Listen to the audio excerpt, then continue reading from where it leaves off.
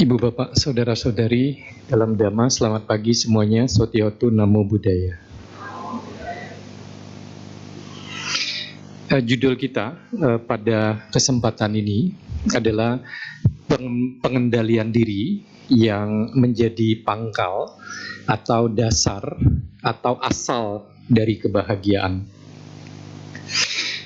Meskipun di saat sekarang, periode sekarang sampai mungkin di akhir November ya, itu umat Buddha memperingati Katina dalam bentuk Sanggadana, memberikan dana kebutuhan pokok kepada para biku. Magga Puja juga menjadi salah satu peringatan besar bagi umat Buddha. Jadi meskipun suasananya Katina, Sanggadana, tetapi kita pada kesempatan ini hubungannya dengan Magga Puja. Magga Puja itu 1.200 orang biku dan seluruhnya arahat yang sudah mencapai tingkat kesucian tertinggi, yang berkumpul tanpa ada undangan lewat apapun. Tidak ada. Jadi atas inisiatif sendiri, kemudian semuanya memiliki kemampuan batin yang disebut abinya, dan semuanya adalah ehi biku. Jadi biku yang ditabiskan langsung oleh Buddha dengan sapaan atau panggilan pertama ehi biku, yang kira-kira kemarilah, datanglah biku. Nah, pada waktu itu Buddha mengajarkan atau membabarkan yang disebut dengan Owada Patimokkha. Sangat mungkin sebagian atau semua dari kita pernah mendengar Owada Patimokkha. Owada Patimokkha yang diajarkan Buddha dalam kesempatan itu dimasukkan atau terangkum dalam 3 syair Dhammapada. Yang pertama adalah syair yang mungkin menjadi syair Dhammapada paling terkenal, banyak diingat dan dibacakan. Apakah itu? Yuk kita dengar, kita lihat tulisannya. Dhammapada syair 183, Buddha mengatakan, jangan berbuat jahat, berusahalah melakukan kebajikan, sucikan pikiran. Inilah ajaran para Buddha. Jadi Owada Patimokkha itu menjadi 3 syair Dhammapada. Syair yang pertama adalah ini. Sangat mungkin kita sebagian besar sudah akrab dengan ini ya. Jadi dalam syair bagian pertama dari Owada Patimokkha, Buddha mengatakan jangan berbuat jahat, lakukan perbuatan-perbuatan baik, dan sucikan pikiran. Ini adalah ajaran dari semua Buddha.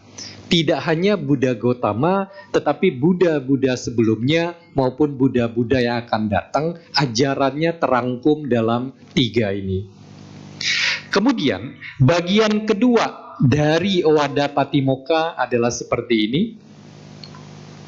Dhammapada syair 184, Buddha mengatakan, kesabaran adalah praktek bertapa atau pengendalian diri terbaik. Nibbana itulah yang paling tinggi, ujar para Buddha. Karenanya bukanlah seorang bertapa, ia yang menyakiti dan menganiaya orang lain. Di bagian kedua dari Owada Patimokkha itu, Buddha mengatakan bahwa kesabaran adalah praktek pengendalian diri, bagaimana kita menjaga diri yang terbaik. Kemudian Buddha mengatakan Nibbana itu adalah yang paling tinggi.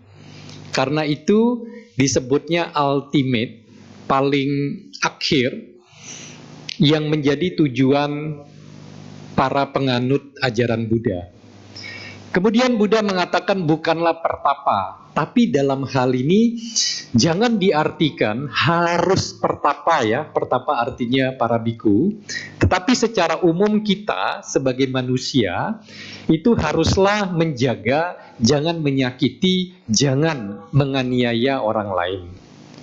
Meskipun dikatakan pertapa ya, tapi secara umum kita ini adalah orang-orang yang menjalankan hal-hal yang baik. Nah, topik kita pada kesempatan ini mengacu kepada syair ini. Jadi bagian kedua dari Owada Patimokkha, khususnya kalimat yang digaris bawah. Kesabaran adalah praktik bertapa atau pengendalian diri yang terbaik. Sebelum kita lanjut, bagian ketiga dari Owada itu adalah syair yang selanjutnya. Dhammapada syair 185, Buddha mengatakan, tidak menghina, tidak menyakiti, terkendali oleh aturan-aturan pokok, sederhana dalam makanan, mengasingkan diri, dan memusatkan pikiran pada hal-hal mulia. Inilah nasihat para Buddha. Jadi ada 3 bagian ya, Owada Patimokkha itu yang diajarkan Buddha kepada 1250 orang biku yang berkumpul dalam satu waktu tanpa pemberitahuan, kemudian semuanya sudah arahat dan ditabiskan langsung oleh Buddha dengan diawali ehi biku. Nah, kita berfokus kepada bagian kedua. Oleh karena itu, ibu bapak, saudara-saudari sekalian, sesuai ajaran Buddha, salah satu bentuk pengendalian diri yang terbaik itu adalah kesabaran. Nah, sebelum kita mulai, saya mencoba menitip titipan lagu untuk dinyanyikan, tapi saya nggak tahu tadi sempat dinyanyikan atau enggak ya. Judulnya adalah pengendalian diri. Salah satu lagu Buddhis atau Wihara Gita yang mungkin di antara kita sudah pernah dengar, ini adalah lagu pengendalian diri. Mudah-mudahan ibu bapak, saudara-saudari sekalian berkenan, yuk kita nyanyi sama-sama. Karena ini sesuai dengan topiknya, dan menyanyikan lagu Buddhis yang isinya ajaran Buddha itu adalah perbuatan juga yang baik. Ya, sebisa mungkin lah, karena mungkin kita pernah dengar ini.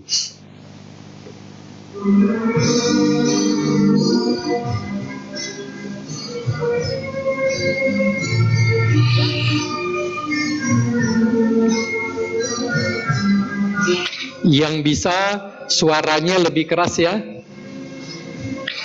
Menaklukkan ribuan orang, tak dapat disebut pemenang, tapi menaklukkan diri sendiri, dialah penakluk gemilang. Lahir tua, sakit dan mati, menderita hidup di dunia, perbuatan selalu yang tercela, pasti kau akan menderita. Baik patut dibalas baik, jahat jangan dibalas jahat. Pengendalian diri itu pasti membuat bahagia.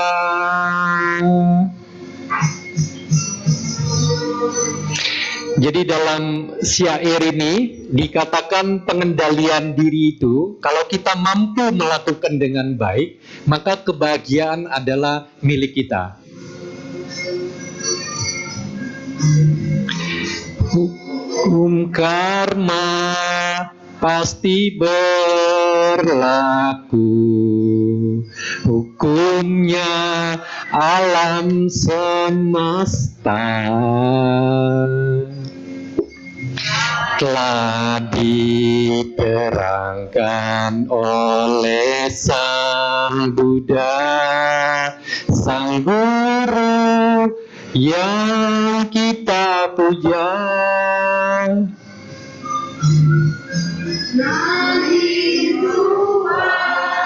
Sakit dan mati, menderita, hidup di dunia, perbuatan selalu yang tercela, pasti kau akan menderita.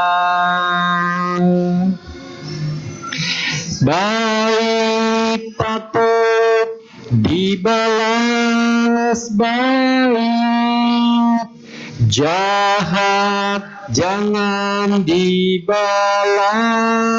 jahat. Pengendalian diri itu pasti membuat bahagia. Inilah kalau karma baiknya tidak cukup untuk jadi penyanyi, mencoba jadi penyanyi ya, kira-kira seperti itu ya. Mudah-mudahan tidak mengurangi makna dari lagu yang baru saja kita nyanyikan bersama. Jadi diingat ibu bapak, saudara-saudari sekalian, bahwa kebahagiaan itu salah satu sumbernya adalah dari pengendalian diri. Kemampuan kita untuk menahan, mengatur, mengendalikan diri kita. Nah, salah satu bentuk terbaik dari pengendalian diri sesuai ajaran Buddha adalah mempraktekkan kesabaran. Perhatikan di sini, meskipun bunga-bunga yang tampil dalam video ini indah, begitu dia sudah mekar, tapi pahami kenyataannya tidak secepat ini tanaman bunga itu mekar, karena videonya sudah dipercepat.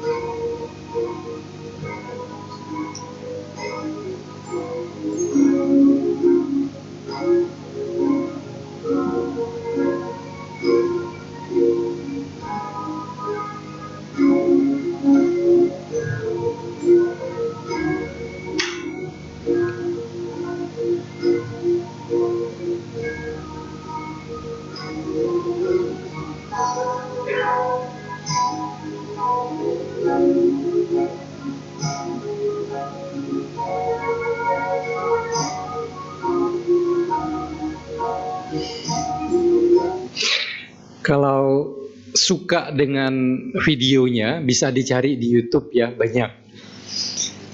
Kemudian jangan tanya saya gimana caranya supaya bunga di rumah bisa secepat itu mekarnya ya. Enggak, Saya nggak punya resepnya, karena itu di-shoot, direkam lama, lalu dipercepat.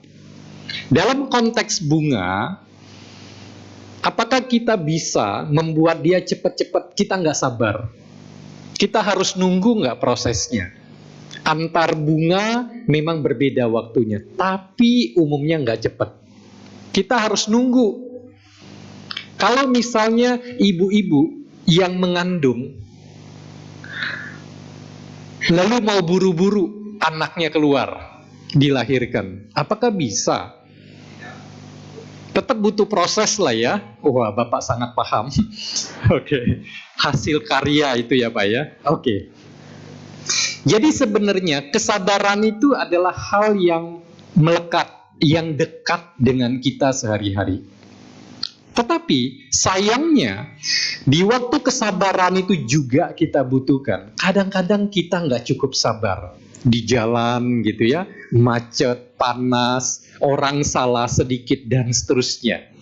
Seringkali kita nggak cukup sabar untuk menghadapi hal-hal itu.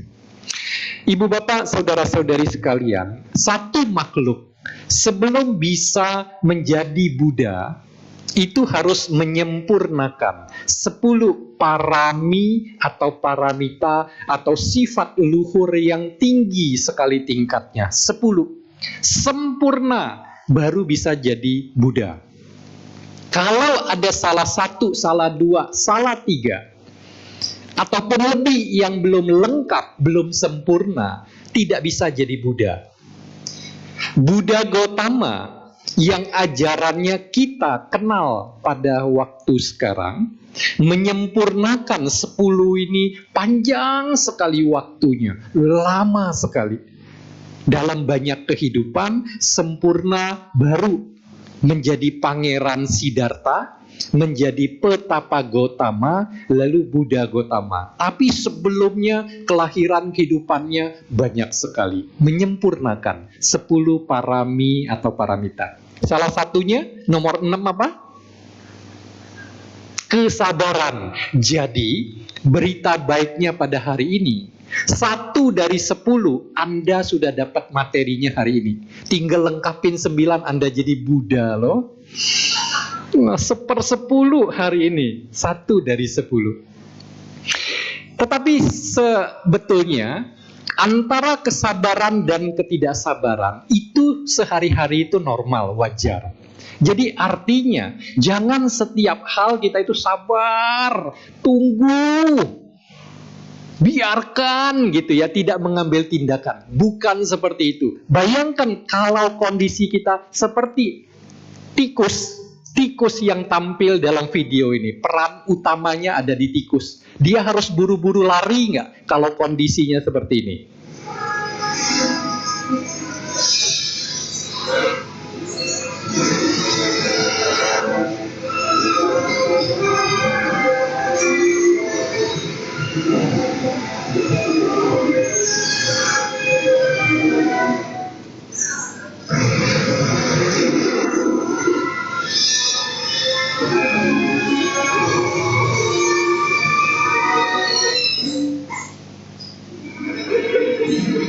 Ternyata sedang terjadi apa?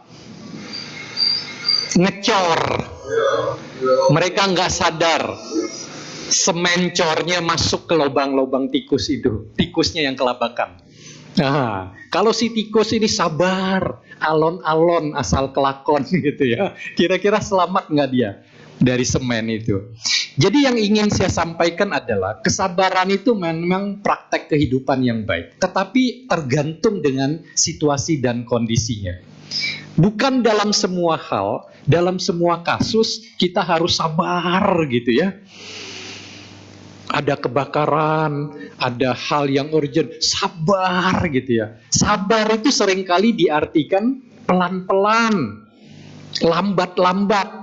Sebetulnya bukan seperti itu. Satu lagi video persembahan di awal materi ini, supaya jangan terlalu tegang.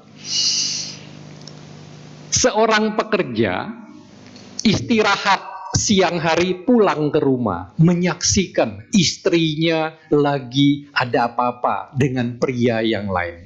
Kan Emosi ya, marah, nggak sabar, tidak mau cari tahu dulu. Inilah yang kemudian terjadi.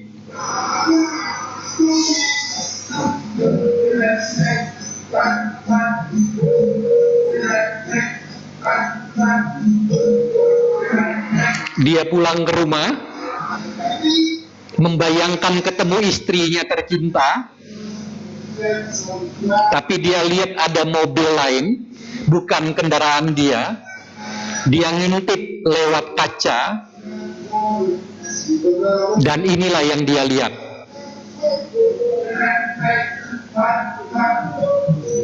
Dia emosi, marah, dan inilah yang dia lakukan.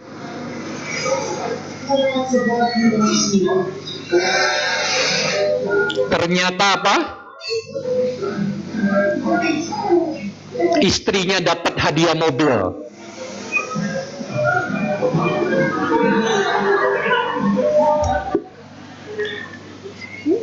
Jadi karena buru-buru nggak sabar menafsirkan sendiri, akhirnya mobil hadiah itu jadi. Nah, pertanyaannya, siapa sebenarnya guru kesabaran terbaik bagi kita dalam kehidupan sehari-hari? Diri sendiri. Oke. Bapak yang berkenan menjawab dari sejak lahir tadi ya, anak butuh waktu. Respon yang kedua saya berikan hadiah ya. Ini adalah buku ke-6 saya. Kebetulan buku ke-6 ini masih ada stoknya, tapi terbatas, saya bawa sedikit ya. Sudah ditandatangani oleh penulisnya dan diberikan satu stiker ya Pak. Nah, ini hadiah untuk Bapak.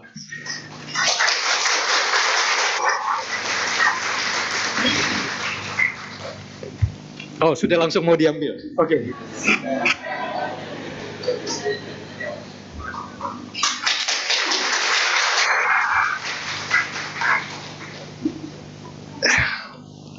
Barusan bentuk ketidaksabaran.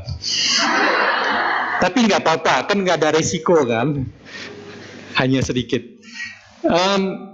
Kita coba lihat, terlepas dari benar salahnya, apakah pertanyaannya, para biku Bante, penceramah agama, guru-guru agama, orang-orang bijaksana, merekakah guru kesabaran terbaik? Tapi kalau jawabnya rame-rame, saya kesulitan karena bukunya sedikit. Lagi satu-satu. Untuk jawaban atas pertanyaan ini, hadiah bukunya belum bisa diberikan ya. Apakah mereka? Beliau-beliau betul bisa ngajarin kita, bisa ngingetin kita, bisa ngasih contoh kesabaran. Tapi apakah mereka guru-guru yang terbaik, yang membuat kita terbentuk kesabarannya? Apakah beliau-beliau? Sebenarnya, satu orang yang menyulitkan kita, yang berbuat tidak baik kepada kita, itu guru kesabaran tersamar yang terbaik, betul? Karena di saat itu kita tuh diuji lebih berat daripada ujian di sekolah maupun di kampus-kampus.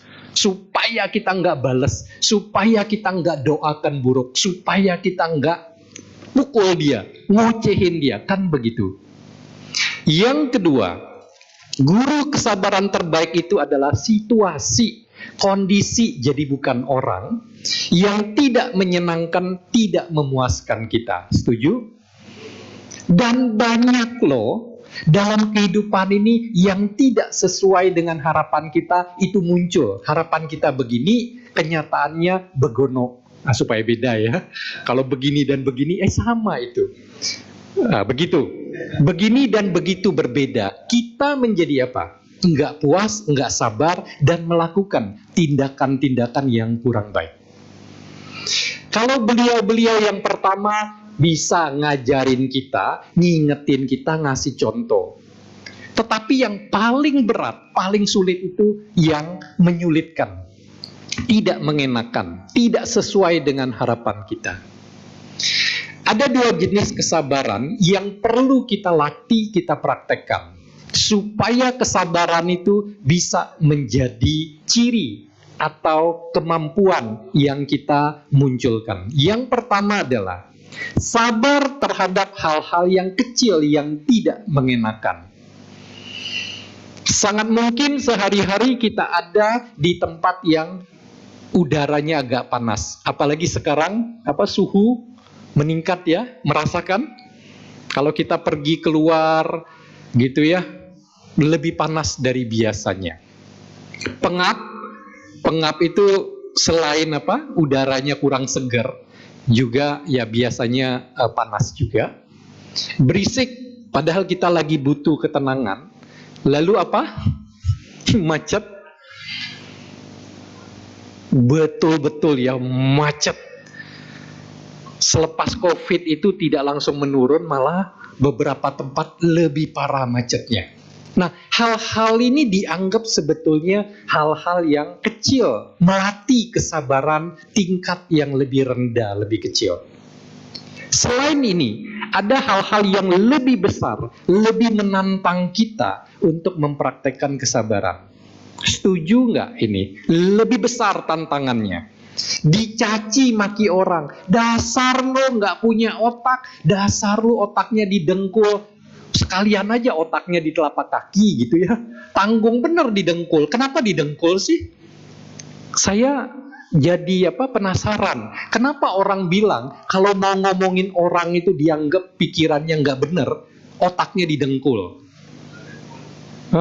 Modal dengkul. Jadi dengkul itu favorit ya. Apa-apa dengkul, modal dengkul, otak didengkul, apalagi? Nanti kita carilah ya. Kemudian difitnah. Kita nggak merasa melakukan itu, tapi orang ngomong itu dan itu buruk. Kira-kira gampang nggak kita menghadapi hal-hal itu? Kehilangan harta benda yang cukup besar, cukup banyak. Orang-orang yang kita sayang, kita cintai. Berat nggak menghadapi hal itu? Bisa nggak kita bersabar, tidak menunjukkan respon yang besar, yang buruk? Dua ini yang kita temukan dalam kehidupan sehari-hari. Jangankan yang besar, yang kecil pun belum tentu kita sanggup untuk hadapi. Setuju atau sangat setuju? Pilihannya dua. Nggak ada pilihan tidak setuju. Setuju atau sangat setuju. Hal-hal kecil pun kita belum tentu sanggup untuk hadapi. Kita komplain, kita protes, atau melakukan tindakan buruk yang lebih besar. Ini PR kita. Tiba-tiba hadirin terdiam. Benar ya? Bagaimana caranya untuk mudah bersabar? Paling tidak ada dua. Satu, menjaga suasana hati dan pikiran. Orang bilang mood. Kalau kita tahu, kita itu tidak nyaman, tidak enak. Kalau kita hindarilah hal-hal itu. Kalau ketemu si A, si B, si C, ketemu dia pasti puyeng kepala saya. Pasti dia nyeritain masalah, dan seterusnya. Ya, cobalah kurangi, jangan ketemu dia, atau kurangi pertemuannya, jangan sesering itu. Supaya dia jangan membuat mood kita buruk. Mood itu rasa nggak nyaman, kita juga nggak jelas kenapa. Tapi kayaknya mau ngapa-ngapain nggak nyaman, nggak enak. Itu mood yang buruk. Beda mood dengan emosi itu spesifik. Marah, benci, kesal, dan seterusnya. Itu emosi. Kalau mood itu dia antara mood baik, mood buruk. Jadi dia lebih global. Kita ngerasanya nggak nyaman aja. Tapi kalau kita marah, kemudian kita jengkel gitu ya, itu marah. Emosi itu spesifik, lebih tegas, lebih jelas. Emosi itu ada penyebabnya. Kalau mood itu kadang-kadang penyebabnya nggak jelas. Dan dia bisa kombinasi, gabungan. Beda antara emosi dengan mood. Kalau kita tahu hal-hal ini, orang-orang ini bisa membuat mood kita buruk, kita cegah, kita jaga supaya jangan ketemu orang itu atau berada dalam situasi demikian. Semisal kita sudah ada di situ, kira-kira mood kita akan buruk, ya kita sadari, wah ini no choice, ketemu dia gitu ya. Sadari, jangan sampai mempengaruhi mood kita. Yang kedua, salah satu ajaran Buddha adalah UPK, praktek keseimbangan batin, keseimbangan pikiran. Karena kita tahu, kalau kita, emosi kita naik atau turun itu artinya buruk, naik itu artinya seneng banget. Dua-duanya bikin capek sebetulnya. Terutama kalau emosi kita itu negatif buruk. Anda marah, rasa nggak panas, jantung lebih cepat gitu ya, dan kita bisa terengah-engah, dan kita merasa capek. Buddha mengajarkan metta karuna mudita upeka. Dari salah satu bante, saya mendapatkan pelajaran yang bagus. Walaupun biku itu tidak berkeluarga ya, bahwa mungkin sebelumnya berkeluarga, tapi sebagai seorang biku itu tidak. Beliau mengatakan begini, praktek UPK itu sebetulnya perlu dipraktekkan para orang tua. Mengapa? Orang tua cukup sulit mempraktekkan UPK kepada anak-anaknya. Anak-anaknya udah gede, udah punya anak lagi alias cucu dia. Kadang-kadang orang tua itu mau ikut campur terus. Benar atau sangat benar, atau benar sekali. Padahal, cawe-cawe, oh enggak, kita nggak ngomong politik. Padahal, anaknya sudah punya kehidupan sendiri. Bahkan sudah punya anak. UPK itu perlu keseimbangan. Jangan sampai terus ikut campur, terus merasa harus bela anaknya belum cukup dewasa, harus dikasih tahu ini, itu, dan seterusnya. Praktek UPK termasuk dalam kehidupan berkeluarga. Nahan diri. Jangan terlalu naik ataupun turun dalam kehidupan berkeluarga dalam hal ini terhadap anak. Nah, kalau kita bisa jaga mood kita praktekkan UPK karena mengerti kalau kita nggak sabar, kita emosi, kita melakukan hal-hal buruk, itu akibatnya juga buruk bagi kita sekarang maupun ke depannya.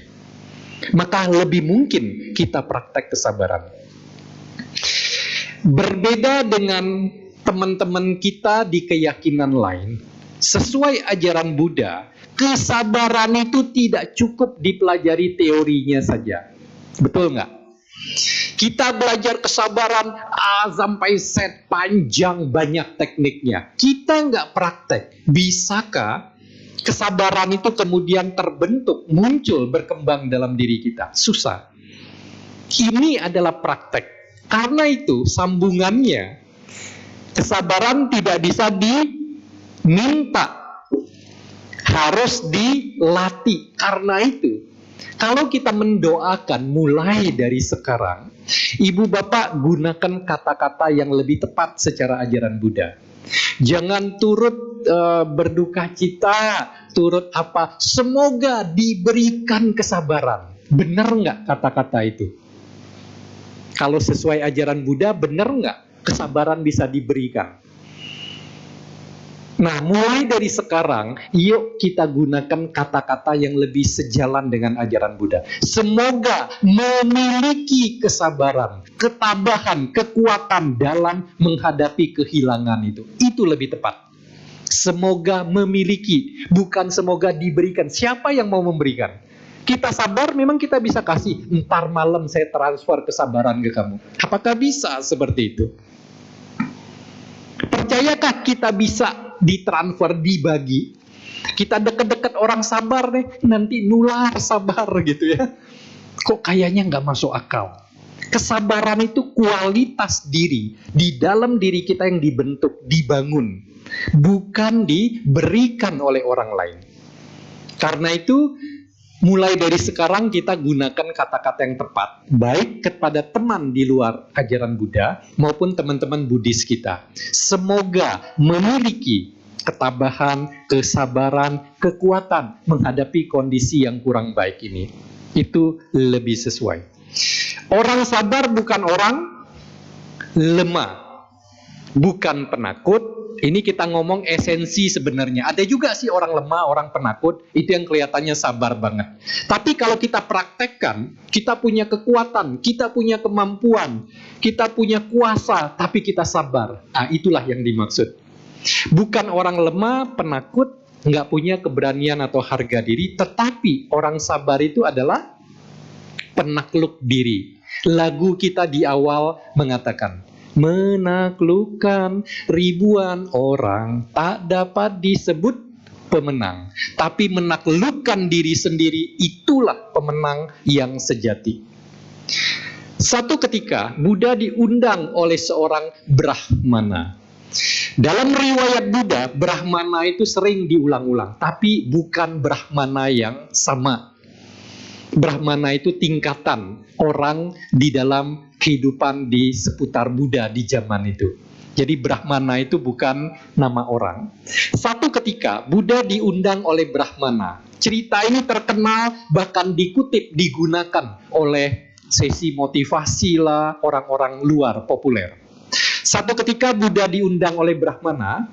Begitu Buddha datang, Buddha diocehin, diomelin, dimaki-maki, dimarahin oleh Brahmana itu. Setelah cukup lama, kemudian Brahmana itu bilang, kenapa diem aja? Balas dong, respon dong, lawan dong, yang saya omelin, caci maki kamu, kira-kira begitu ya. Setelah beberapa saat Buddha tanya, Brahmana, kalau misalnya nih kamu punya acara, kamu mengundang orang, apa yang kamu akan siapkan? Brahmana itu kan semangat, lalu bilang, saya pasti menyediakan jamuan, menyediakan makanan dan minuman. Kemudian Buddha tanya, semisal tamu, orang yang datang tidak memakan atau meminum jamuan kamu, apa yang kamu lakukan? Ya tentu saja saya, keluarga saya akan memakan dan meminum yang tidak dimakan atau diminum oleh tamu. Lalu Buddha dengan anggunnya mengatakan, kamu mengundang saya, kamu sudah menyuguhkan saya. Dengan kata-kata buruk, caci maki, kemarahan, saya sama sekali tidak mengambil, tidak menikmati apa yang kamu suguhkan. Silakan untuk kamu sendiri. Keren nggak itu? Bisa nggak kita kayak begitu? Bisa lah ya, mulai dari sekarang ingat-ingat cerita ini ya. Kalau ada orang ngoceh gitu ya, dengan slow, sorry gitu ya. Kalau kamu menjamu orang, orang nggak habiskan, nggak nikmati jamuan, sajian kamu, apa yang kamu lakukan? Mudah-mudahan dia jauh kayak Buddha nih. Kalau dia bilang saya buang, gimana kita lanjutannya? Pikir sendiri ya skenarionya, karena belum tentu terjadi seperti itu. Di waktu yang lain, Buddha dituduh mendalangi pembunuhan Sundari, seorang wanita yang tidak benar.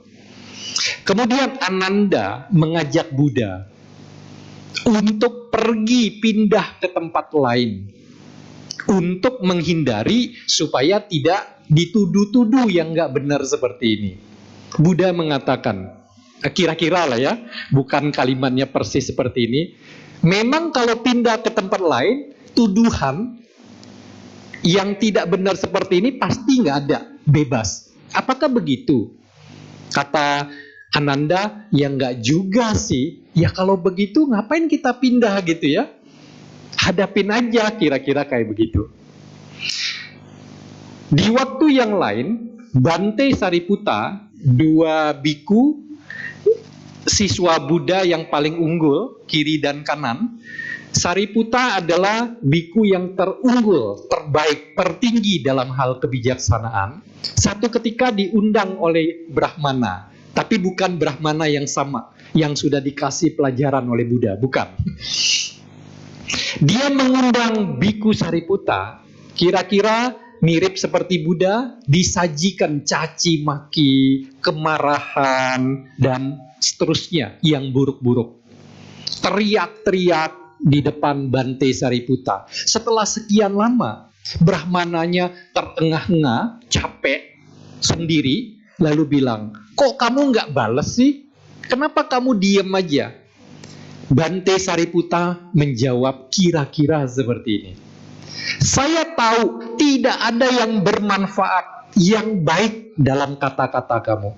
Karena saya tahu tidak ada yang bermanfaat, yang baik, maka saya hanya mendengar gema suara saja, gaung suara saja. Tidak ada yang mengganggu saya. Kenapa saya harus marah?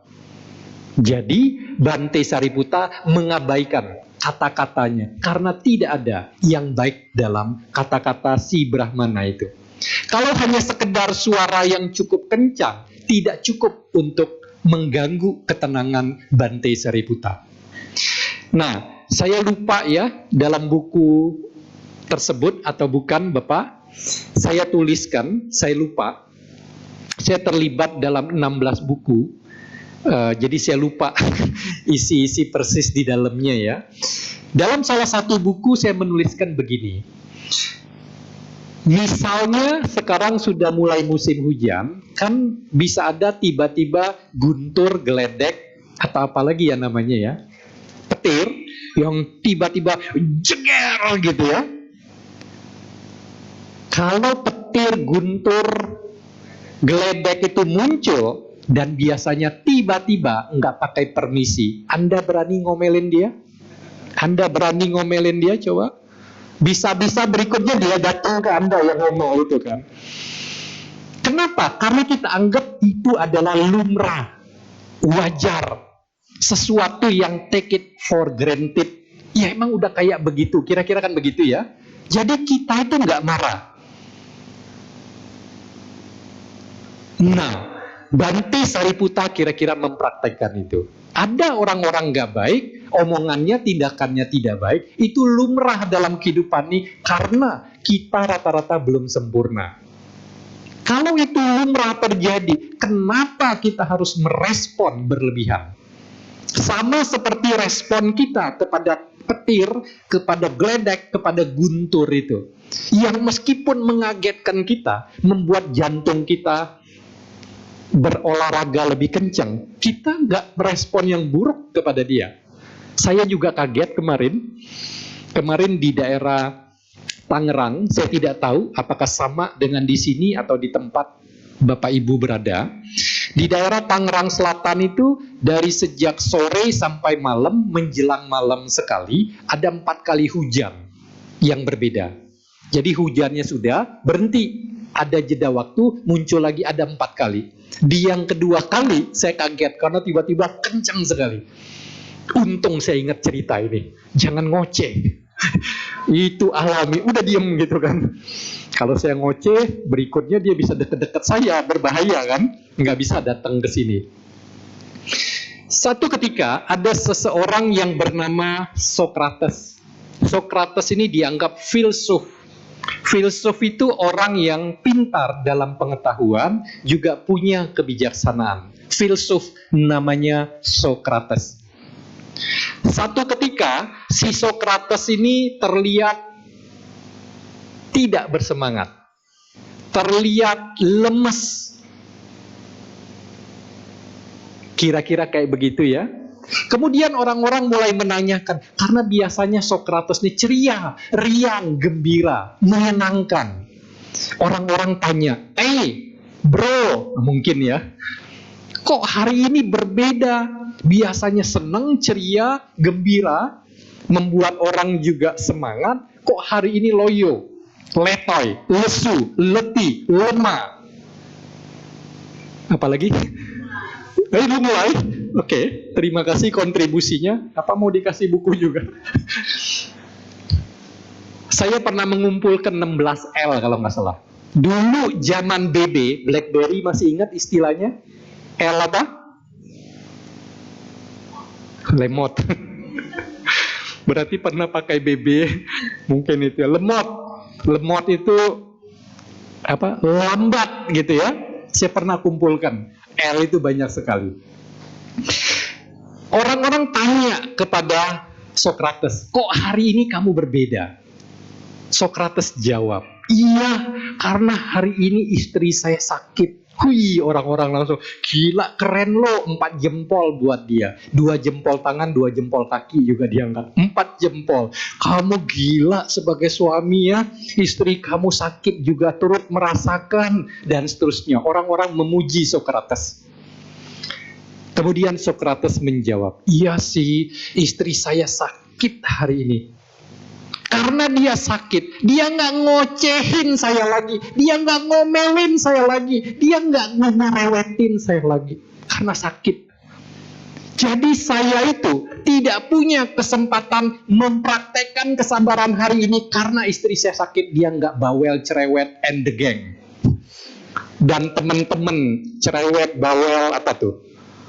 Sorry ya, yang ibu, perempuan, gadis, cewek, wanita, kakak-kakak perempuan, ibu, tante, nenek-nenek ya, jangan marah ya. Ini bukan mendiskreditkan gender tertentu, tapi memang biasanya yang bawel cerewet itu kelompok itu ya kok ya. Biasanya. Tapi yang cowok juga ada juga yang bawel ya, yang cerewet ya.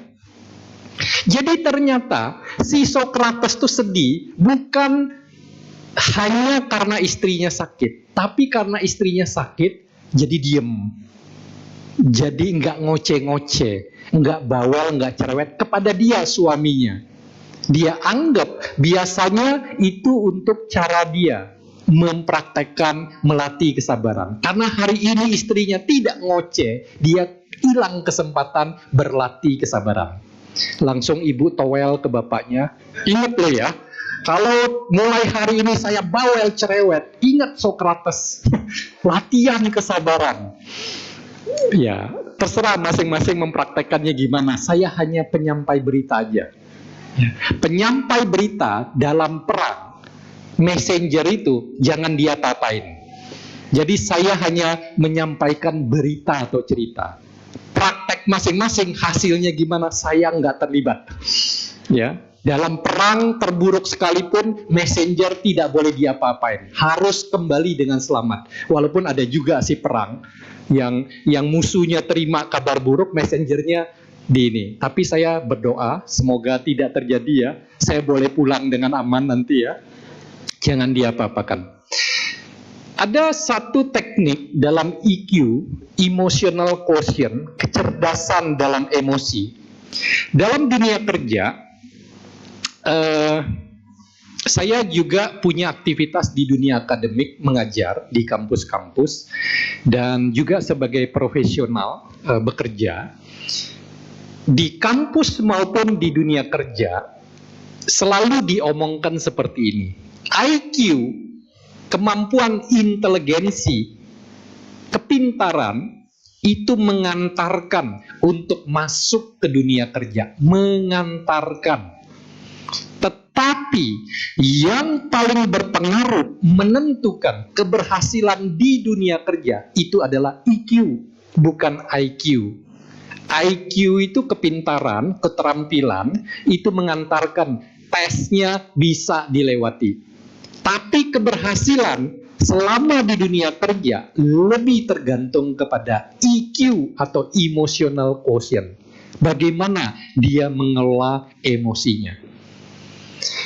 Di dalam keterampilan EQ ada kesadaran diri, menyadari dirinya plus minusnya apa, menjaga, menahan diri, dan seterusnya. Ada tekniknya. Sesuai EQ, kalau kita menghadapi situasi orang-orang yang tidak baik, yang menekan, mendorong kita merespon negatif, maka jangan respon dulu katanya. Apa yang perlu dilakukan? Stop. Jangan melakukan apapun. Jangan merespon apapun. Tahan. Lalu tarik napas. Nah ini di orang-orang tua kita dulu ya, yang sangkatan dengan saya atau ke atas lagi, yang usia 20, sangkatan saya 20 plus. Pokoknya saya pede, kalau ditanya umur selalu pede. Berapa umurnya? 20 plusnya pelan ngomongnya gitu ya.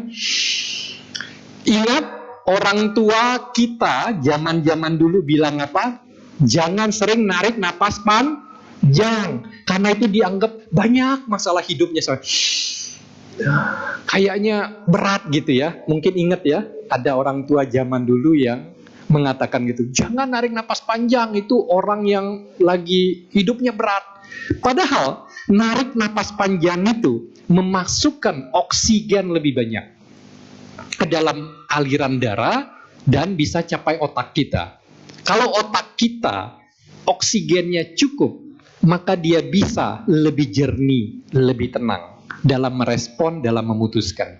Jadi kalau ada situasi kondisi luar yang menekan, mendorong, men-trigger kita merespon negatif, stop, jangan merespon apapun, kemudian tarik napas panjang beberapa kali. Tujuannya apa? Supaya ke otak lebih banyak, otaknya lebih logis. Baru kita lihat situasi dan kondisinya. Kemudian barulah merespon kalau itu perlu direspon. Respon pun dengan tepat. Biasanya penyesalan itu datang terlambat. Kalau di awal namanya apa? Lancar sekali pendaftaran. Sering daftar ya Ibu ya. Kalau kita sempat stop dulu, tahan dulu, bisa jadi respon kita berbeda dibandingkan kalau kita langsung respon. Sejenak aja. Tapi ini tergantung sikon ya, balik lagi. Tidak semua situasi dan kondisi harus tahan diri. Ada emergency misalnya, darurat yang harus segera. Jangan dulu. Kata itu loh yang ceramah di Wihara Pluit Dharma Sukha hari Minggu tanggal 5 November 2020. Tahan, stop, jangan ngapa-ngapain. Enggak. Tidak setiap waktu, setiap kejadian seperti ini. Kita perlu ada kebijaksanaan juga. Anonim, enggak jelas siapa yang mengatakan awalnya. Kalau kita nih mudah, sering merasa terluka, tersinggung, atau terpengaruh oleh kata-kata orang lain. Kita loh sebenarnya yang bermasalah bukan orang atau orang-orang lain itu. Jadi kalau kita sensitif sekali, sedikit-sedikit, kecil-kecil sekalipun, kita udah merasa buruk, merasa tersinggung, marah, mendidih darah kita. Saya nggak setuju loh mendidih darah itu ya. Kalau mendidih darah, aduh, kayaknya nggak kebayang ya darah di dalam kita mendidih. Saya habis donor kemarin, hari Rabu. Serem juga kalau ngelihat darahnya keluar mendidih gitu ya. Tapi kadang-kadang banyak loh dalam bahasa Indonesia kata-katanya harus dicermati gitu ya. Kalau orang belajar, orang luar belajar bahasa Indonesia mungkin bingung. Satu hal yang sering ini sebagai intermezzo, mungkin pernah dengar dari saya atau yang lain.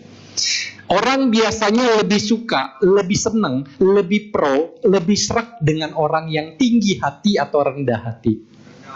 Rendah hati ya.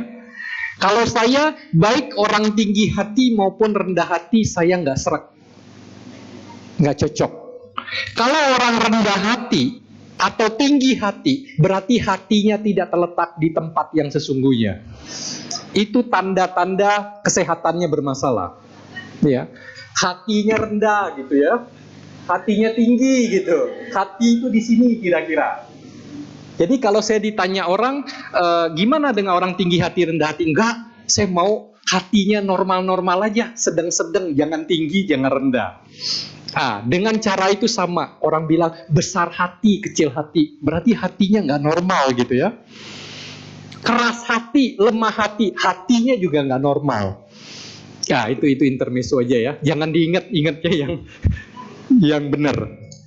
Pertanyaannya, semisal ibu bapak, saudara-saudari sekalian, kita sudah coba berlatih, sudah coba mempraktekkan kesabaran. Walaupun mungkin level kita, kadar kita, kualitas kita satu dengan lain belum tentu sama ya. Kalau yang biasanya mudah terpancing, praktek kesabaran, tentu mungkin kualitasnya di bawah yang biasanya sudah sering praktek kesabaran. Nggak apa-apa. Yang penting kita berproses lebih baik. Apa selanjutnya? Kalau kita sudah coba rutin praktek kesabaran, jangan hati-hati berbangga hati dengan diri sendiri. Kan kadang-kadang kita merasa udah melakukan hal baik, kita lihat orang lain tuh lebih rendah. Wah, dia mah nggak sabar tuh, kayak saya dong bisa sabar. Hati-hati, jangan seperti itu. Malah kita melakukan hal buruk. Kalau kita nggak tahan diri kita untuk membanggakan atau menyombongkan diri kita. Jangan memandang rendah orang lain yang mungkin praktek kesabarannya belum sebaik kita. Jaga diri kita. Orang lain punya prosesnya masing-masing. Ingatlah, ibu bapak, saudara-saudari sekalian, kesabaran dengan ketidaksabaran itu seperti perbuatan baik dengan perbuatan tidak baik. Seumpama apa? Debu yang ditabur, yang dilempar melawan arah angin akan kembali kepada orangnya. Kalau kita lebih banyak mempraktekkan ketidaksabaran kepada orang lain, anak-anak, keluarga kita, teman kita, maka ketidaksabaranlah yang akan lebih sering kita temukan, kita terima dalam kehidupan kita. Sebaliknya, kalau kita lebih sering mempraktekkan kesabaran, kesabaran juga lah yang akan kembali dari lingkungan orang-orang di sekitar kita atau yang berinteraksi dengan kita. Dan yang terakhir, jangan lupa, kesabaran itu tidak hanya mencegah, menahan diri kita dari hal-hal yang kurang baik, kurang sesuai dengan harapan, kita tidak merespon negatif, tetapi juga tidak tergoda melakukan hal-hal tidak baik, buruk. Yang seringkali hal-hal buruk, hal-hal tidak baik ini memberikan hasil menyenangkan, kelihatan atau terasanya baik lebih cepat. Kenapa orang mengkonsumsi obat-obatan yang terlarang, yang nggak boleh? Karena bisa membuat seketika melupakan masalah, membuat rasanya nyaman, cepat gitu ya. Nah, kalau kita mempraktekkan kesabaran, bukan hanya nahan diri dari hal-hal buruk yang ada, tetapi godaan untuk kenikmatan sesaat yang cepat, yang kita tahu nantinya akan buruk, kita juga jaga, tahan diri kita. Jangan. Semoga ibu bapak, saudara-saudari sekalian, kita semua, seluruh makhluk, bisa lebih berbahagia. Apa yang disampaikan ini menjadi PR bagi kita semua, tidak luput diri saya juga. Kesabaran itu kualitas yang dibangun oleh kita. Kalau kita menginginkan kualitas kesabarannya kita meningkat, kita harus praktekkan. Sedikit demi sedikit, yang kecil lalu melangkah ke yang lebih besar. Barulah kesabaran itu menjadi milik kita. Terima kasih. Namo Buddhaya.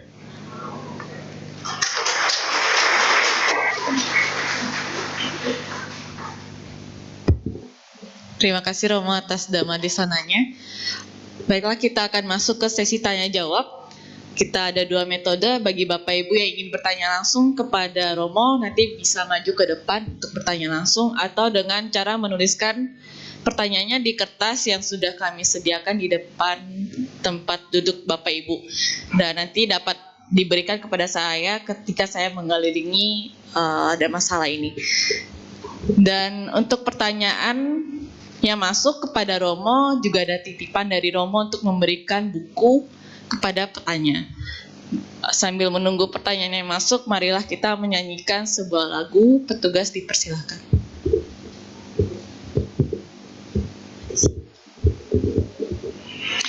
Bukunya berjudul Manajemen Diri Buddhis. Saya coba menuliskan sesuai ajaran Buddha, kira-kira manajemen diri, self-management, seperti apa yang kita bisa praktekkan sejalan dengan ajaran Buddha. Buku ini ditulis tahun 2016 dan diterbitkan secara terbatas, dukungan para donatur. Jadi ini tidak dijual bukunya. Kebetulan saya masih ada stok beberapa, jadi hari ini saya bawakan.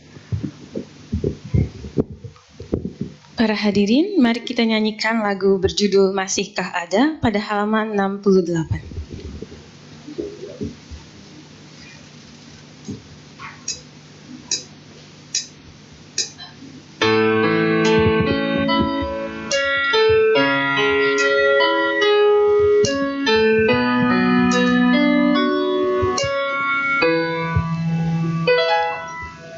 Saat sendiri coba renungi akan arti hidup ini. Begitu banyak yang tak pernah ku mengerti, lelah kaki melangkah, jenuh menghimpit jiwa. Begitu banyak tanya di hati ini, namun tak pernah ku temui jawab yang pasti.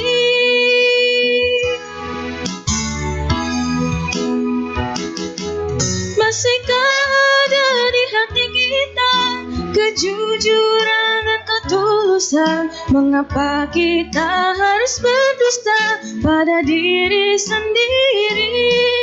Mengapa kita merasa bangga akan kebodohan sendiri? Seakan saja kita rela terikat oleh tanha. Begitu banyak tanya di hati ini, namun tak pernah kutemui jawab yang pasti.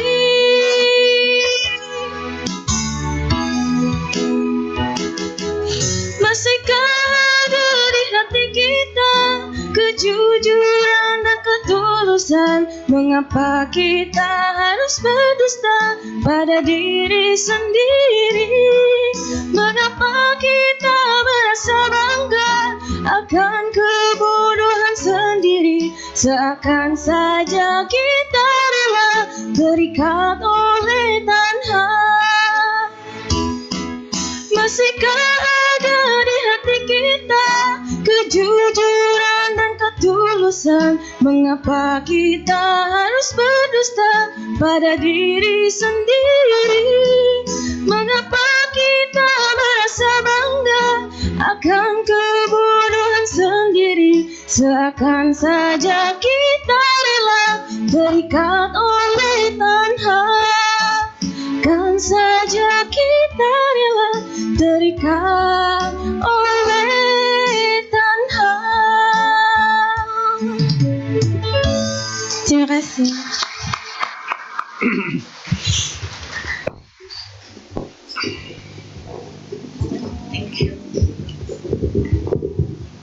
Baiklah, kita akan masuk ke sesi tanya jawab. Mungkin apakah ada Bapak Ibu yang ingin bertanya langsung kepada Romo? Dipersilakan. Ya, Bapak dipersilakan. Selamat pagi Romo, Namo Buddhaya. Namo Buddhaya. Ya, tadi kan dibahas tentang masalah kesabaran ya Romo. Mungkin saya ada 2 pertanyaan. Pertama, ini mungkin banyak dialami sama banyak orang. Ya, bagaimana cara menghadapi sabar untuk orang yang berhutang, Romo?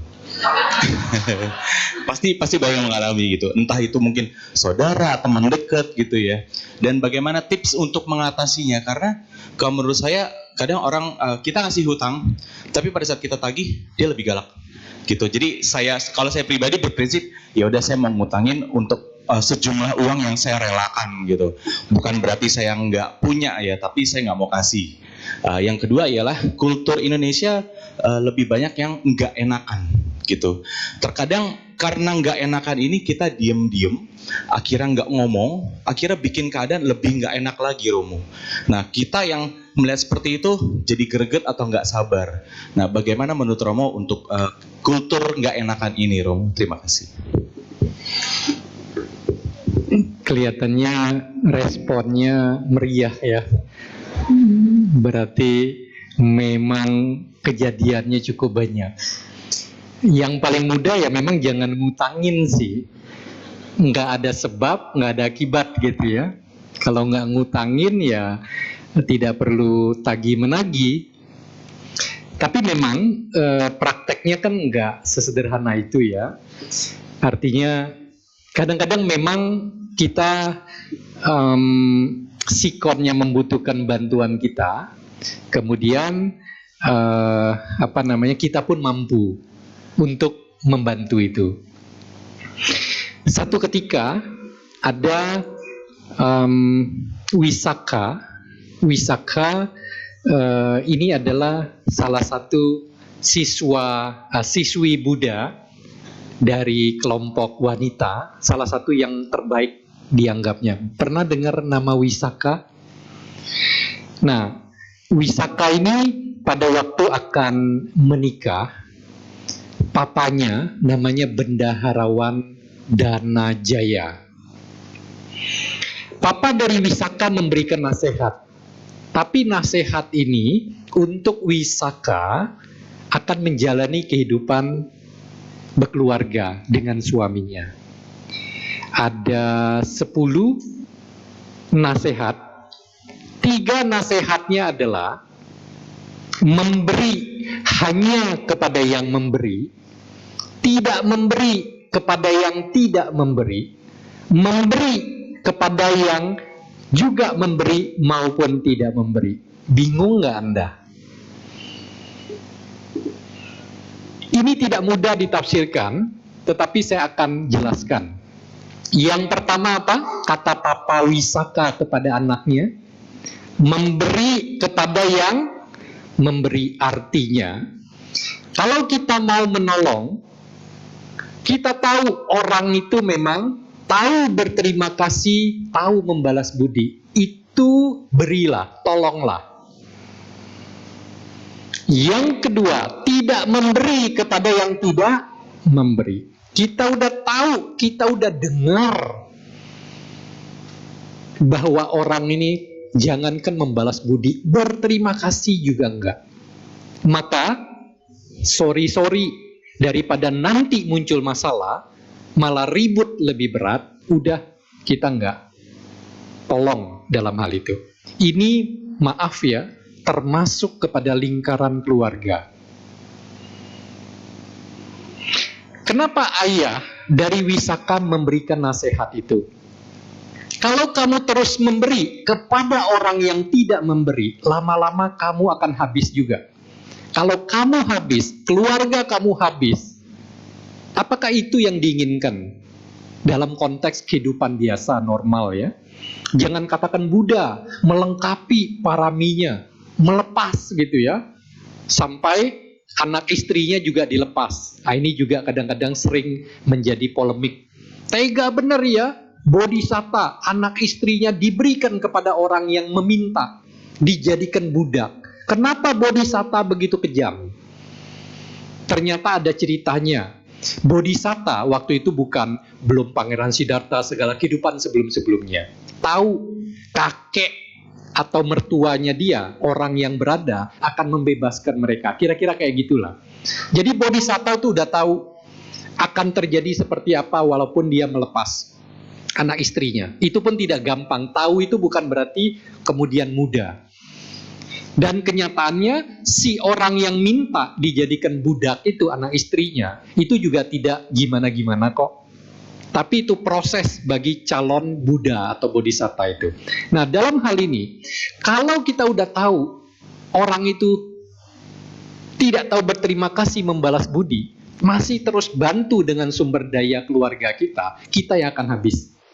Tapi ada satu yang ketiga, bilangnya apa? Memberi kepada yang memberi maupun yang tidak memberi. Maksudnya, ada kondisi-kondisi sikon tertentu yang memang darurat, emergency. Kebutuhan akan bantuan itu sudah besar sekali. Kalau enggak nanti terjadi apa-apa. Dan kita mampu, maka tolonglah tanpa ngecek dulu. Apakah dia tipikal berterima kasih, mampu memberi juga, atau yang kelompok tidak memberi. Kalau kebutuhannya udah mepet, kata orang Sunda, udah mepet, kita mampu, tolonglah itu. Jadi yang bisa saya berikan sebagai pandangan, kalau kita tidak memulai, tentu akibatnya tidak muncul. Tapi kan tidak semua sikon. Kadang-kadang teman nggak enak dan lain sebagainya.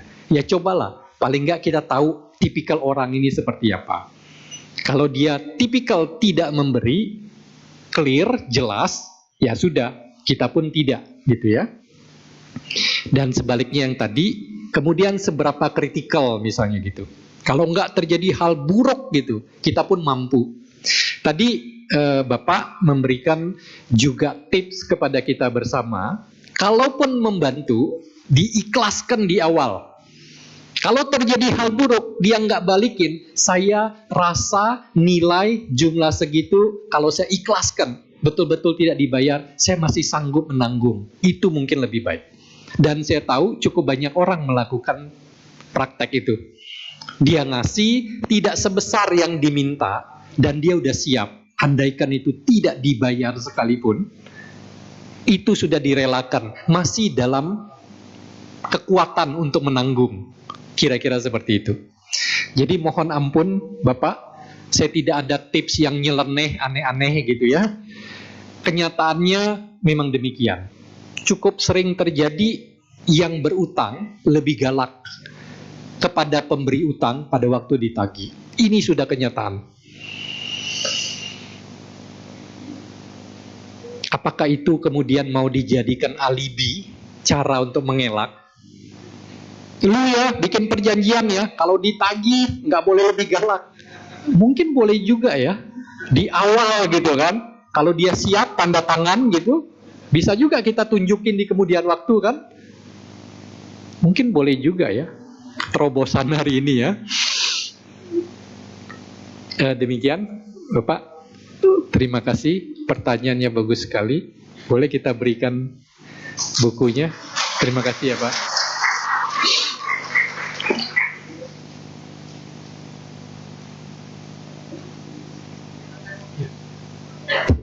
Terima kasih Romo. Romo, kita ada terima 7 pertanyaan yang masuk. 7. Iya. Mungkin mohon izin saya menggabungkan 3 pertanyaan yang masuk Romo, karena ini berhubungan dengan keluarga. Bagaimana mengatur kesabaran tanpa mengganggu mental health dalam menghadapi aura negatif dalam keluarga?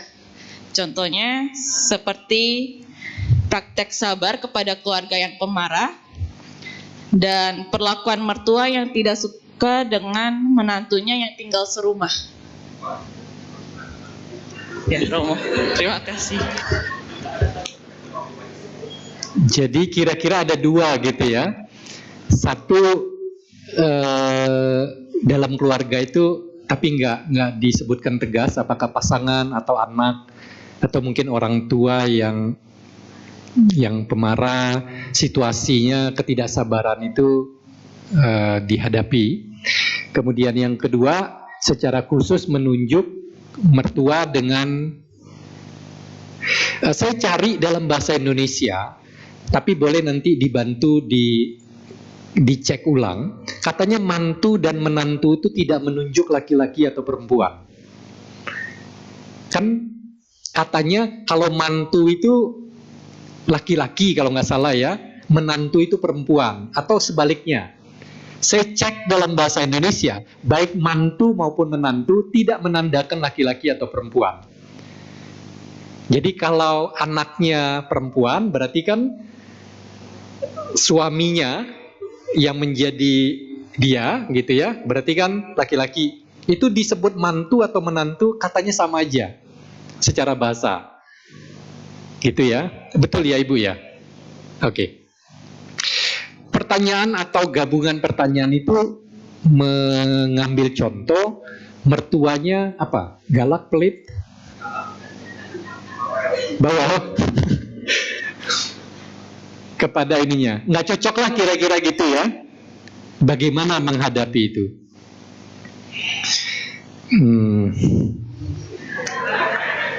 Saya belum punya menantu sih, belum punya mantu gitu ya. Oke, yang pasti ini hanya extension atau perluasan dari hal-hal yang tadi ya. Ada yang besar, ada yang kecil kan.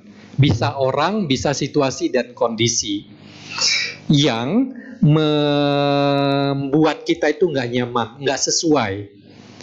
Lalu bisa terjadi emosi itu muncul, kesabarannya nggak terjadi. Saya pernah mendengar cerita dari seorang teman penceramah yang lain. Dia menceritakan, penceramah ini seorang wanita. Saya nggak tahu pernah berbicara di sini atau enggak.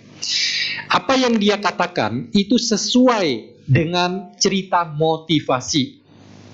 Jadi ada cerita motivasi nih, pembicara wanita ini bercerita pengalaman dirinya sendiri, kebetulan sejalan sesuai. Jadi dia punya hubungan dengan mertuanya dia itu enggak bagus. Dorongan dari dalam diri dia, lawan. Jangan mau kalah. Tunjukin lebih pintar dan seterusnya. Kan seperti itu umumnya ya. Kemudian dia teringat, nggak tahu teringatnya seperti apa. Kemudian yang dia lakukan adalah dia baik-baikin. Diomongin apa diikutin, diminta apa dilakukan. Kira-kira kayak begitulah ya. Berapa lamanya saya juga nggak jelas. Sampai dia itu bisa mendapatkan hatinya. Nah ini juga saya nggak setuju bahasa Indonesia. Hatinya didapat. Memang hati bisa diambil, dipinjam gitu ya. Pokoknya intinya gitulah. Dia bisa mengambil hati mertuanya. Dengan cara itu tadi. Iya, baik. Minta apa, lakukan. Asal jangan minta rumah baru, mobil baru. Kira-kira gitulah ya. Yang wajar-wajar dia penuhi. Begitu mertuanya sudah merasa seret. Giliran dia gitu kan. Kayaknya kalau kayak gitu tuh enggak juga sih, sekarang tuh udah kayak gini. Jadi dia ngomong yang dia inginnya itu setelah dia dapat hati, jantung, ginjal mertuanya. Setelah itu dia ngomong apa, itu jauh lebih gampang. Nah ini saya teringat dengan satu prinsip dalam pembelajaran, khususnya training, karena saya juga aktivitas saya salah satunya sebagai trainer. Di dalam dunia pelatihan, training, itu ada kata-kata begini. Masuklah ke dunia mereka, bawalah mereka ke dunia yang kita inginkan. Jadi kita itu masuk dulu ke dunia dia, ikutin dulu. Buat dia nyaman, buat kalau bisa dia senang, baru kita bawa ke dunia kita. Apa yang kita inginkan, baru kita ngomongkan. Dengan baik-baik. Aplikasi atau praktek ini boleh orang tua kepada anak. Baru kemarin saya mengajar di kelas S2 di salah satu universitas. Ada mahasiswa selepas sesi ngomong dengan saya. Pak, saya itu dengan orang tua saya enggak pernah sejalan, enggak pernah klop. Kenapa ya begitu? Saya bilang begini, satu, kamu dengan orang tua kamu minimal beda satu generasi, minimal. Tapi yang umum terjadi 2 generasi. Bisa-bisa kamu 3 generasi, beda generasinya dengan orang tua kamu. Kira-kira secara kebiasaan, secara gaya, berbeda nggak? Berbeda. Itu pun potensi untuk jadi masalah. Sekarang, kalau ibu bapak saudara-saudari lihat, pergeseran generasi itu dulunya per 20 tahun, baru generasinya berbeda. Tapi mulai generasi Y yang disebut milenial sampai tahun 2000 atau 99 itu 20 tahun mereka. Dari 80 sampai 2000 kira-kira. Ini generasi Y yang disebut milenial itu. Sekarang usia mereka berapa? Kalau lahir di 80, sekarang usianya 43. Kalau yang lahir di ujung generasi Y, milenial, 2000, sekarang usianya 23. Jadi generasi milenial itu sekarang usianya 23 sampai 43. Yang lebih muda jangan ngomong milenial ya, karena itu udah generasinya Z, generasinya A, generasinya B. Semakin lama semakin berkurang. Kalau dulu 20 tahun baru ganti generasi, sekarang 10, sekarang mendekati 8. Yang sekarang ini. Nah, kalau orang tuanya, menikahnya agak lambat, punya anaknya agak lambat, itu mungkin bisa 2 sampai 3 generasi berbedanya. Kalau saya dulu agak nekat sih, menikahnya muda. 20-an sedikit saya sudah menikah. Begitu lulus kuliah, setahun, 2 tahun sudah menikah, setelah itu setahun kemudian punya anak. Jadi usia 24, 25 anak saya udah 1. Jadi usia sekarang anak saya udah usianya 24 menuju 25. Bapaknya aja 20-an. Nah saya jawab begitu. Oh iya benar. Udah ngerti. Dia nggak perlu diskusi lagi. Udah ngerti maksud saya. Kenapa dia dengan orang tuanya nggak klop? Minimal 2 generasi berbeda. 1 generasi agak sulit. 1 generasi itu berarti orang tuanya mungkin menikah belasan tahun, punya anak, mungkin itu 1 generasi. Kalau menikah punya anaknya 20-an, bahkan 30-an tahun, kemungkinan 2 sampai 3 generasi berbeda. Generasi ini mewakili cara pikir, cara bertindak, dan segala macam. Kalau hal-hal itu berbeda, potensi dia nggak klop dengan orang tua gede apa enggak? Nah, bagaimana praktek yang tadi? Masuk ke dunia anak, bawa anak ke dunia yang diinginkan orang tua. Anaknya main game terus, nggak berhenti-berhenti. Orang tua biasanya kayak gimana? Cari duit lebih banyak supaya beliin dia game lebih ini gitu ya. Baik benar Bapak. Umumnya orang tua merasa punya power, punya otoritas. Kan anak saya. Apa yang dilakukan? Langsung tegur, langsung marah, langsung banting ini ya. Kan begitu ya. Karena merasa punya otoritas. Otoritas itu kuasa maksudnya. Apakah itu kemudian anaknya akan patuh, akan kecil kemungkinan. Maka yang perlu dilakukan masuk ke dunia dia dulu. Hei, kamu lagi main apa? Seru banget. Wih, kamu ini ya, ini sekali ya, menikmati sekali. Coba dong, papa atau mama liatin, ajarin dong caranya. Paling anaknya mikir apa? Papa, mama minum obat salah kali ya. Tiba-tiba mau main game juga. Oke lah, biarkan dia bingung. Kayak gimana sih mainnya? Oh, kok bisa tendang ini, kok bisa loncat ini? Neken yang mana? Mungkin awal anaknya bingung. Lama-lama dia seneng nggak kira-kira? Kalau kita cukup baik beraktingnya, kan seneng kan dia kan? Apalagi orang tuanya lebih asik main daripada anaknya. Baru setelah itu, Dek, papa matanya kok jadi capek ya, pedes. Emang kamu nggak ngerasa ya? Kayaknya kamu harus coba deh, udah berapa lama istirahat sebentar, ngapain kek, gini-gini, baru balik main lagi, kira-kira kayak gitu.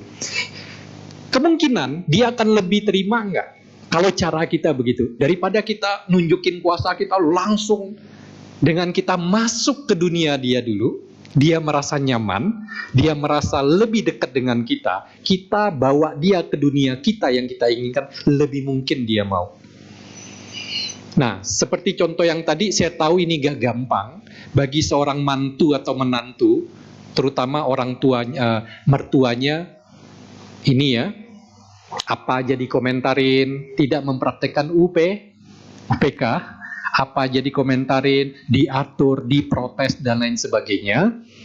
Walaupun tidak mudah, cobalah untuk dekat dulu, nyambung dulu. Setelah terasa mulai ada bagus, baru mungkin pelan-pelan gitu ya, berkomunikasi ya. Jangan saling melawan. Begitu melawan, pasti akan lebih buruk akibatnya. Nah, pilihan ada pada masing-masing. Mau tunjukin ego, lalu tambah buruk. Mau pindah, belum ada tempat, jadi tambah sengsara. Ataukah coba pendekatan yang lebih baik. Kalau pertanyaan tadi di dalam keluarga, banyak yang emosional kira-kira gitu ya. Saya teringat ada satu wejangan yang barangkali bisa dipraktekkan. Jadi katanya gini, kita tuh menunjukkan bahwa kita umat Buddha, ajaran Buddha itu bagus, adalah lewat praktek kita. Agak percuma loh kalau kita ngoceh gitu ya. Wih, ajaran Buddha itu jauh lebih lengkap dari ajaran agama kamu. Tuh coba lihat, ngajarkan melakukan hal yang baik-baik, menghindari, mengurangi hal yang buruk-buruk. Kan kalian ada, tapi ada enggak? Bersihkan batin, pikiran kita. Anda ada enggak? Enggak, kita ini lebih hebat. Apakah dengan cara itu membuat ajaran Buddha atau keyakinannya kita lebih diterima, dihargai oleh mereka? Bisa jadi enggak dengan cara itu. Caranya dengan apa? Kita praktekkan, kita perlihatkan. Saya ketemu ada teman-teman dari Muslim ya pada waktu itu. Dia bilang kalau ada apa-apa, umat Buddha itu paling gampang, paling enak. kalau diajak untuk membantu. Kenapa? Karena sabe sata bawantu sukitata.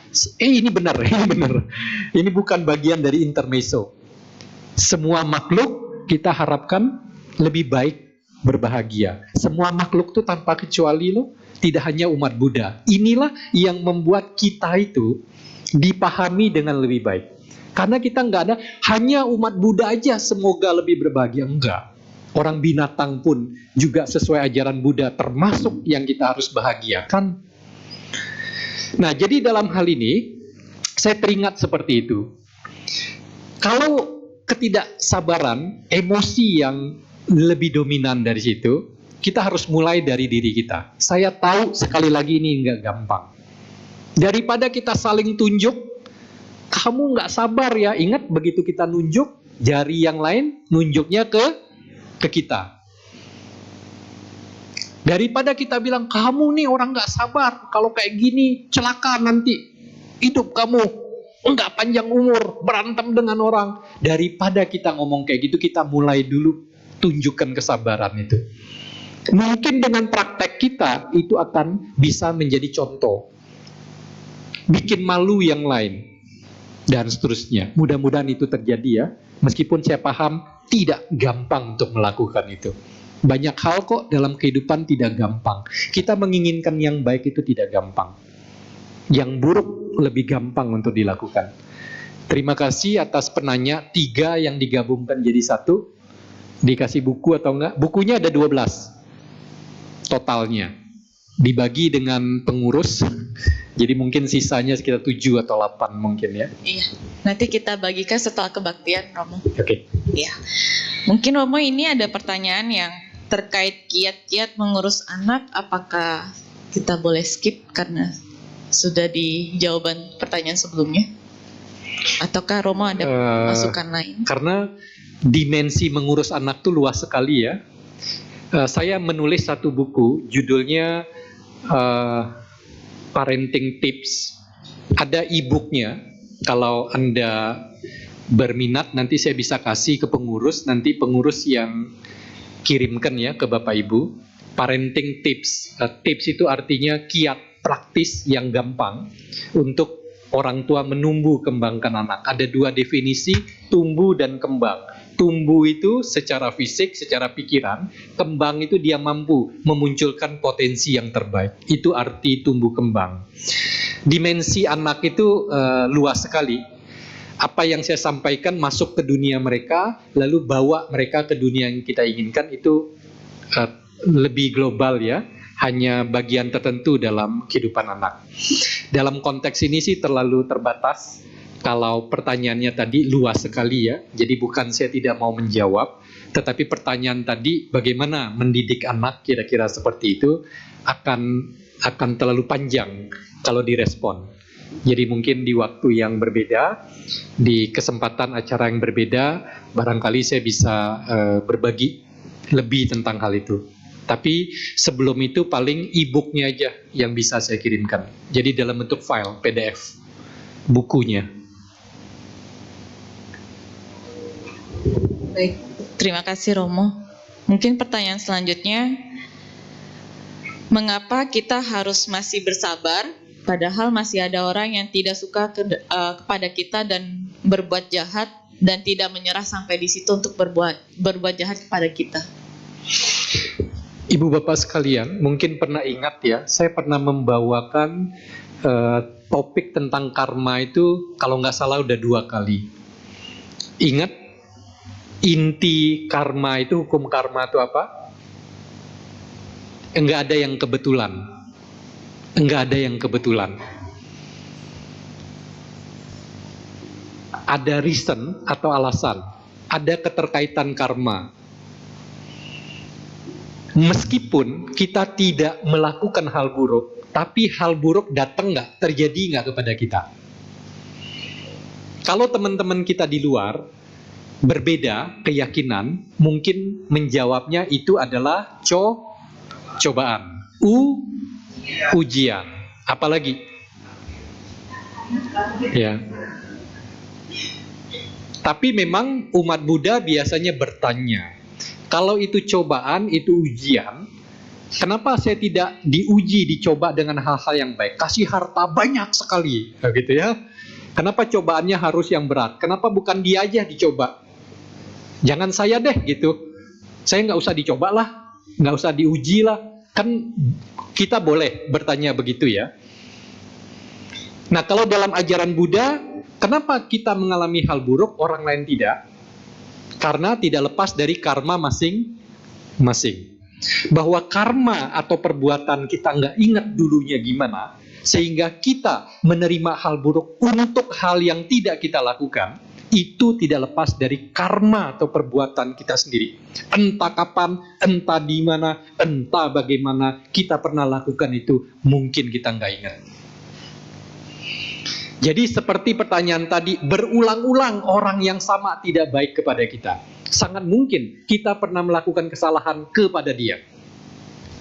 Entah di kehidupan ini, sangat mungkin di kehidupan-kehidupan sebelumnya. Ingat cerita yang itu di Dhammapada ada. Jadi Dhammapada itu bagian dari kan kitab suci agama Buddha itu Tipitaka kan ada 3 bagian ya. Ada Winaya, ada Sutta, ada Abhidhamma. Sutta itu ada 5 nikaya, Majjhima Nikaya, Anguttara Nikaya. Nah,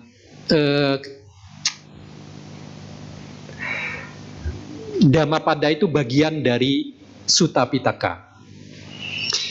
Di dalam Dhammapada ada cerita di mana ada peri dengan peri itu makhluk di alam yang berbeda dengan seorang perempuan itu inilah ya saling diganggu lah. Lalu masuk ke wihara ketemu Buddha. Lalu Buddha mengatakan, permasalahan kalian, perselisihan itu bukan hanya kehidupan ini aja. Sebelumnya kamu ayam, kamu punya telur, dimakan oleh tikus. Tikusnya kamu, ayamnya kamu, kira-kira gitu. Karena telur kamu dimakan, kamu benci, kamu marah. Kehidupan selanjutnya ketemu lagi, berbeda relasinya. Dia yang inikan dia. Kehidupan berikutnya, dia yang inikan dia. Sampai sekarang, Buddha tanya, kalian mau lanjut kayak begini atau enggak? Kalau mau lanjut saling ini, nanti ketemu berikutnya, ya begitu lagi. Kalau mau bereskan sekarang dengan pemahaman ini, putuskan. Nah, kira-kira kayak begitu. Jadi kita bermasalah dengan orang, atau kita punya masalah dengan orang, saya sebel banget dengan dia, saya nggak puas, saya kerjain terus segala macam. Berarti sangat mungkin ada keterkaitan karma dengan dia, tapi di waktu-waktu yang lampau. Nah, ini menjelaskan lebih gamblang bahwa kita itu ada keterkaitan karma, bukan diatur-atur skenario tertentu. Kita hanya sebagai pemain aja yang diatur oleh sutradara atau skenario, tidak. Tapi memang kita bertanggung jawab terhadap karma kita. Jadi dalam konteks ini, wajarnya gimana orang jahatin kita terus. Kalau kita balas, kita membuat respon baru yang buruk. Kalau bisa kita menghindar, kita jauh, kita kasih apa kek, cegahlah itu. Karena begitu kita merespon buruk, balik lagi kita memulai sebab baru yang buruk. Sebab baru yang buruk itu adalah karma. Kita akan terima buahnya yang buruk ini. Entah kapan, entah di mana, entah bagaimana. Kita nggak akan lepas dari itu sebelum kita jadi arahat. Kira-kira gitu ya. Ini beres jam berapa ya? Nanti yang kondangan kesian. Udah selesai kondangannya ya. Masih berapa pertanyaan lagi? Masih 2 Romo. 2 ya? Iya. Oke. Mau kita selesaikan Romo atau? Terserah. Saya ikut aja. Selesaikan aja. Oke. Paling saya pendekin aja ininya. Yuk, silakan. Oh, mungkin aku gabungin lagi kali ya Romo. Jadi yang pertanyaan pertama, bagaimana menyikapi pemuka agama yang cenderung menjelekkan agama lain dan memberikan ajaran yang salah? Apakah kita sebagai umat agama Buddha hanya bersikap diam diri saja? Kemudian pertanyaan yang berikutnya, mungkin ini menyangkut intermezzo Romo tadi tentang rendah hati dan tinggi hati. Hati kan ada di dada, apakah ada barometernya mungkin dalam menyikapi kesabaran ini Romo? Di pilar Asoka itu dulu kejam, lalu mengenal ajaran Buddha, kemudian mempraktekkan ajaran Buddha. Jadi raja yang bagus, yang baik, kan ada pilar Asokanya ya. Di sana disebutkan orang itu meninggikan agamanya, ajaran agamanya dengan cara tidak merendahkan, tidak menghina ajaran agama orang lain. Kira-kira seperti itu. Jadi kalau seseorang meninggikan ajaran agamanya dengan merendahkan ajaran agama orang lain, maka sebetulnya itu merendahkan. Itulah merendahkan ajaran agama sendiri. Saya mencoba membatasi diri, jangankan bicara dalam konteks mazhab dalam ajaran Buddha, jangankan ajaran agama yang lain, mazhab ajaran agama budaya biasanya saya nggak membatasi diri untuk komentar.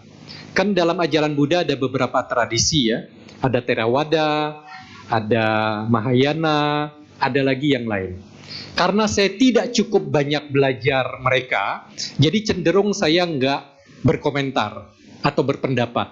Tidak cukup banyak. Jangankan mazhab yang lain, tradisi yang lain, Theravada sendiri saya belajarnya masih terbatas. Saya mencoba seperti itu. Jadi mengomentari ajaran agama yang lain, yang detail, yang sepertinya paham, saya belajar ajaran mereka itu teramat sangat sedikit. Jadi saya nggak mengomentari. Enggak, ya apalagi menyudutkan gitu ya. Nah, bagaimana kalau ada penceramah agama yang seperti itu? Ya sudah, mungkin umat kan punya hak juga ngasih masukan ke pengurus begitu ya. Oh, menurut kami si A, si B, si C mungkin dipertimbangkan untuk diundang kembali, alasannya gini. Itu akan lebih baik saya kira ya.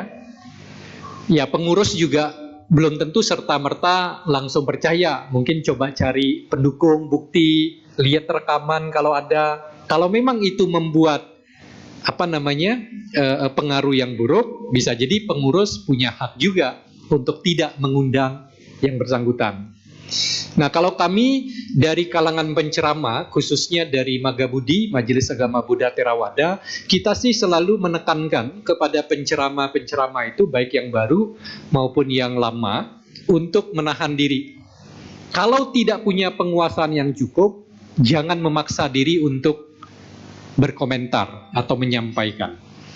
Saya nggak pernah malu-malu kalau saya nggak tahu atau nggak yakin, saya ngomong apa adanya. Enggak, supaya jangan terkesan bodoh. Kok nggak tahu, hal itu membuat jawaban. Itu nanti karma buruk. Jadi saran saya seperti itu. Yang kedua tadi, rendah hati, tinggi hati. Kriteria batasannya ya. Karena saya tidak cocok dengan orang rendah hati, tinggi hati, saya tidak cocok dengan orang yang main hati-hatian. Jadi saya nggak tahu jawabannya. Gitu aja ya, supaya simpel ya. Karena sulit juga, rendah hati itu kayak gini ciri-cirinya, tinggi hati itu kayak gini. Saya nggak punya jawaban yang eksak kayak gitu. Kebetulan saya juga nggak suka yang tinggi ataupun rendah hati. Jadi udah klop lah ya, jawabannya begitu ya. Ibu Bapak, saya berterima kasih Anda sudah memberikan waktu lebih panjang mungkin dari biasanya. Sangat mungkin kebutuhan Anda, kegiatan Anda menjadi sedikit molor. Saya mohon ampun dari lubuk hati yang paling dalam, bukan paling dangkal ya. Semoga sesi hari ini menambah pengetahuan dan motivasi dari kita untuk bisa menjadi orang-orang pribadi yang lebih baik. Terima kasih semuanya. Selamat siang. Sotihotu Namo Buddhaya. Terima kasih Romo.